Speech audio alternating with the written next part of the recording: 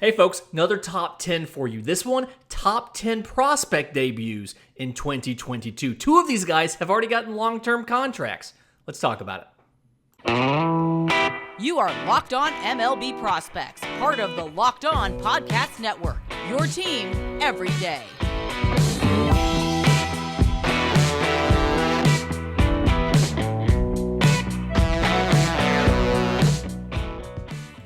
Yes, welcome on in to Locked On MLB Prospects, your home for all things minor league baseball. I'm your host, Lindsey Crosby, baseball writer for Sports Illustrated, and thank you for making this your first listen every single day. And this year, more so than any others, we've seen a ton of impact prospect debuts. I think part of it is losing that minor league season in 2020. A lot of development timelines got changed, and we've seen a bunch of guys not only open the year in the big leagues, but have an impact all throughout the season. So, number one is outfielder Julio Rodriguez of the Mariners. Debuted April 8th, opening day, has been in MLB all season, minus one little short stint where he was injured. Listen, 110 games as of Sunday afternoon. 266, 325, 472 slash line. 21 home runs, 23 of 29 on stolen bases, 31 walks to 126 strikeouts. So calling him the number one impactful call-up of the year for a few reasons. And one is his performance has been very good. Batting over 250, 2020 was for a while looked to be within reach of a 30-30 season. Probably won't happen this year. I think a 25-25 season is entirely possible. And then defensively has really kind of settled down as the Mariners center fielder. Is showing pretty good defense. 318 chances, only 3 errors. It's a .991 fielding percentage. And range-wise, he's showing the range to cover just about everything. Really impactful on the defensive end. And the Mariners believe so strongly in Julio Rodriguez that he's already gotten a contract. And it is a very unique contract. So let's break this down real quick. Best way I can do it. Okay, so the base of this is 8 years, $120 million. So starts in 2022 and runs through 2029. After the 2020, and it guarantees $210 million. I'll explain that in a second. But this is 8 years, 120. After the 2028 World Series, the Mariners have to decide on the club option. And the club option is either for 8 or 10 years, somewhere between $200 and $350 million. Now, what decides the years and the money is defined already. So, from 22 through 28, if Julio Rodriguez does not get any top 10 votes in the MVP race, it is an 8-year, $200 million option. If he gets 2 top 10 votes, so he's voted top 10 in 2024, 26, or whatever, 8 years, $240 million. So it adds $20 million per year, comes out to an extra $5 million. It adds $20 million to the option, comes out to an extra $5 million a year. If he gets 4 top 10 votes, it becomes an 8-year, $260 million option. If he wins an MVP and then has a second year with top 5 votes, or he has 3 top 5 voting years, it becomes an 8-year, $280 million extension. And then if he wins 2 MVPs or is a top 5 finisher in 4 years, it goes up to a 10-year option at $350 million. So at the base level, no top 10 votes for the entire length of the contract. It's 8 years, $200 million. His total guarantee in this deal becomes $320 million. If he gets votes, it can, if he wins 2 MVPs, it can go all the way to a 10-year, $350 million option, which makes the guarantee $470 million over the course of the deal. Now, if the Mariners decline this team option, and remember, it's like 5 days after the 2028 World Series, they have to make this decision. So he knows going into 2029, it becomes a club option. And the club option, it becomes a player option. And the player option is for 5 years and $90 million. So you add that 90 to the original 120. That's where the language of the $210 million guarantee comes from. Because he gets 120 now, and then he has an option for $90 million. So if he wants it, he's guaranteed $210 million. Now his option, the 5-year, $90 million player option, can change as well. From 2022 to 2030, if he has 8 combined Silver Slugger or All-Star selections, it goes to 5 years, $100 million. So he earns $10 million in additional salary by getting those Silver Slugger or All-Star selections. If he gets 10 combined Silver Slugger or All-Star selections, it becomes 5 years, $110 million. If he wins an MVP and gets 2 All-Star selections, that player option becomes 5 years for $125 million. So it's a very unique structure. I don't think I've ever seen this before, as far as this level of performance escalator plus team option that rolls into team option that rolls into a player option. I've never seen this before. This is super interesting to me. But either way, this is the deal. The max value, this thing could be 18 years, $470 million if everything works out right for Julio Rodriguez. And this is very much we know you're a good player. We will pay you market salary if you are a generational player with multiple MVPs and things like that. So love this deal from both sides. He's guaranteed $210 million. They're guaranteed control of him if he's a generational player, or he can opt out. If they decline the club option, he can decline the player option and become a free agent at age 29. I do not expect that to happen, but he can do it if he wants to. So, really unique contract, complicated, but I like it. The other top performing prospect in 2022 that I want to talk about is catcher Adley Rutschman. So 78 games so far, 254, 364, 445, 8 home runs, 2 of 2 on stolen bases, which is just gravy from a catcher. But listen to this. 45 walks to 54 strikeouts in 78 games. So the home run production isn't necessarily there yet. And the production from the right side of the plate isn't necessarily there yet. But he's a doubles machine. He's got 26 doubles in 78 games. And he's a walks machine as far as like 94th percentile on walk rate. So almost elite level pitch recognition and plate discipline already as a rookie. Defensively, he's looked very good. Pop time is like 88th percentile. Framing, he's in the 91st percentile. I think he's going to come into that homer power, and as well as probably just getting a little more settled from the right-hand side. But for now, looking like he is one of the most impactful call-ups of the year, despite not debuting until May 21st. In just a minute, I want to get to 3 through 6. Some great players here. But first, today's episode is brought to you by our friends at LinkedIn. As you gear up for fall, you need the right people on your team to help your small business fire on all cylinders. LinkedIn Jobs is here to make it easier to find the people you want to talk to faster and for free. You can create a free job post in minutes on LinkedIn Jobs to reach your connections and beyond to the world's largest professional network of over 810 million people. Simple tools like screening questions make it easy to focus on candidates with just the right skills and experience so you can quickly prioritize who you'd like to interview and hire. And that's why small businesses rate LinkedIn Jobs #1 in delivering quality hires versus leading competitors. LinkedIn Jobs helps you find the candidates you want to talk to faster. Post your job for free at linkedin.com/lockedonmlb.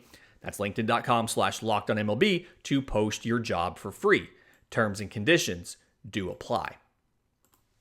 Okay, so bit of a surprise because he was one of our favorite prospects earlier in the year, but number 3, not number 2, number 3 is Bobby Witt Jr. of the Royals.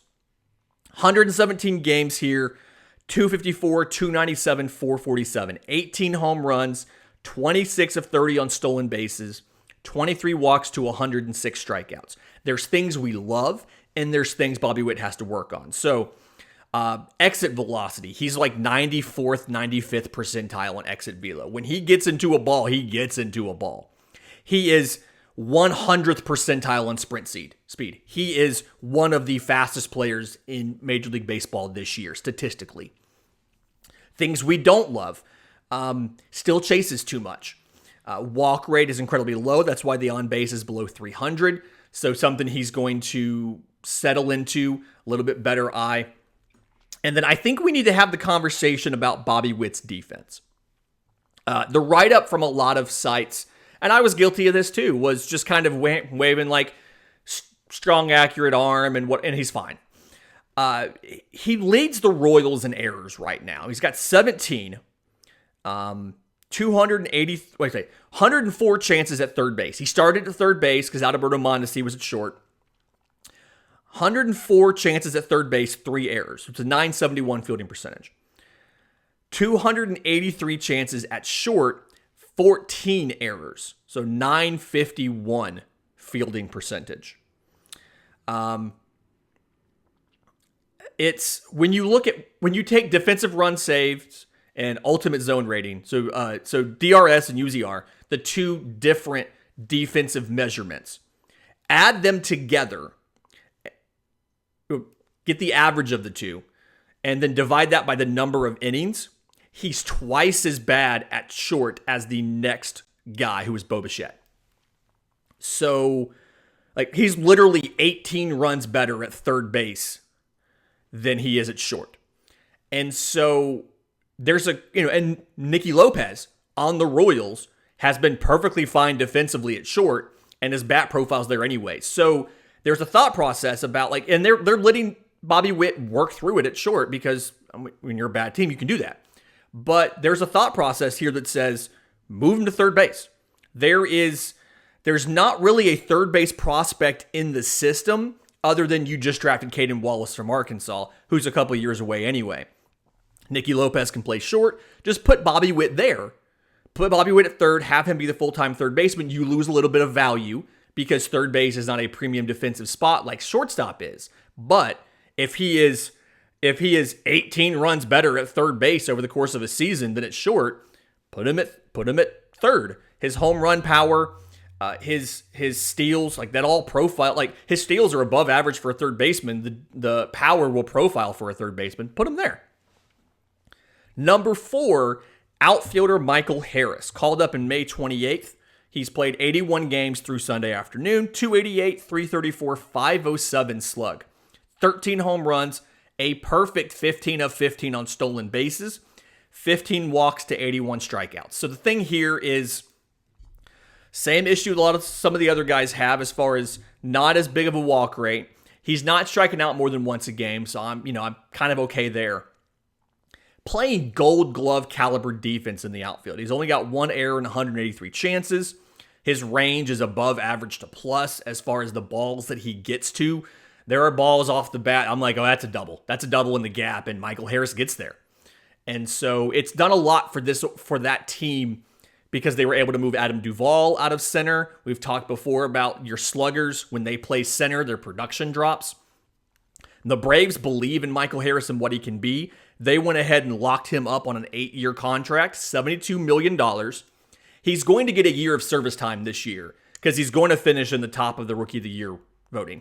He's going to be in the National League probably number 1 or number 2. He'll get a year of service time. So this buys out 2 years of minimum salaries, 3 years of arbitration, and 3 years of free agency. 8 years, $72 million. There's 2 individual team options at the end of it. If they exercise both of those, then he's locked up for 10 years and $102 million. Absolute value especially when you look at Julio Rodriguez was 8 years, 120, that could become, 470 at the end of the day. So great value for the Braves. Great value for Michael Harris, who grew up a Braves fan in Atlanta, and that's kind of been the team-building strategy of the Braves, is they find these Southern guys who grew up watching the Braves, who are Braves fans, bring them in the organization, develop them, good player development, like we talked about yesterday, and then take all of that and go ahead and sign them to team-friendly deals when they're younger, give them the financial security that they want. Number 5, shortstop Jeremy Pena of the Astros. So 104 games. He's cooled off a bit in the second half of the year, but the overall stats are still not bad. 244, 284, 412, 16 home runs, and then 7-9 on stolen bases, 19 walks to 105 strikeouts. Strikes out about once a game. Walk rate's about, 1/5 of his strikeout rate. 417 chances in the field, 14 errors, so 966 fielding. I think some of that is still adjusting to the MLB level. We always had him as an above average to plus defender. I think he's going to be fine. The biggest thing here is you were able to subtract Carlos Correa out of this lineup, and Jeremy Pena came in especially early, settled the team down, gave them good defense, gave them positive production on offense. And so I think that's big as far as his performance as a rookie this year. Number 6 on the list is second baseman Nolan Gorman of the Cardinals. So a little bit different situation here. He was drafted as a third baseman, and he got moved to second base when Nolan Arenado joined the organization. But 76 games in MLB this year, 239, 313, 438, 13 home runs, perfect 1 of 1 on stolen bases, with 25 walks to 86 strikeouts. So striking out a little bit more than once a game, but walking, walk rate to strikeout rate is 1 to 3.5 or so. So a little, beating that 25% mark there. The ding here is the defense, right? So 8 errors and 272 chances, a 971 fielding percentage, which sounds really good. Not really good. It sounds better than some of the other guys we've talked about. But they're hiding him on defense. Like, he is playing despite his defense. So some things they've shifted a lot more with him in the infield to try to give him some help on ground balls in the infield. They sometimes go and do a defensive replacement for late games when it's close and put a different defender in there. So again, in his defense, was drafted as a third baseman, not a second baseman, came up as a third baseman and got position changed when Nolan Arenado joined. So probably not the best fit for second base anyway, but can't play first, can't play third because you've got guys there. You've got Arenado and Goldschmidt. You're not going to lift them for a Nolan Gorman. So something where it's hard to put him higher than that when he's a negative on defense and you're having to actively cover up for him on defense.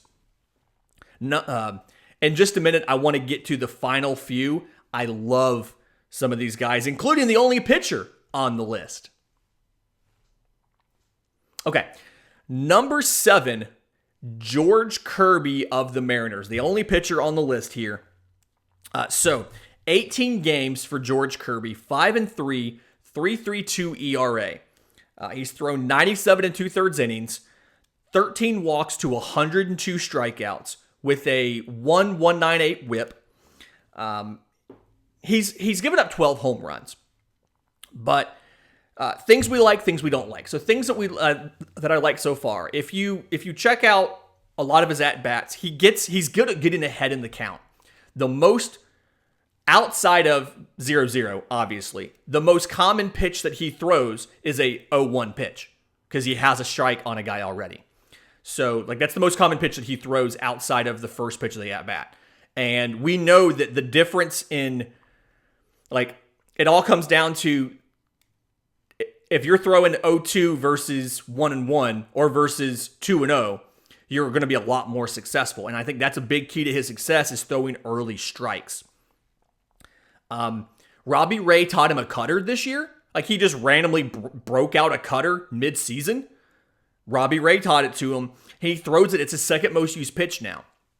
And I'm not opposed. I like the cutter. I like the movement and the profile that it has. What I do want to see is I want him to throw a little bit more sliders. So when you look at his pitch mix, 55% fastball, better than league average velocity there. 16% cutter, 15% curve, 9% changeup, 5% slider. When we were talking about him as a prospect, the slider was a plus slider and his second best pitch. And so I'd like to see him increase the slider usage some. And I think, maybe I don't necessarily know what it would be at the expense of. Maybe at the expense of the curve.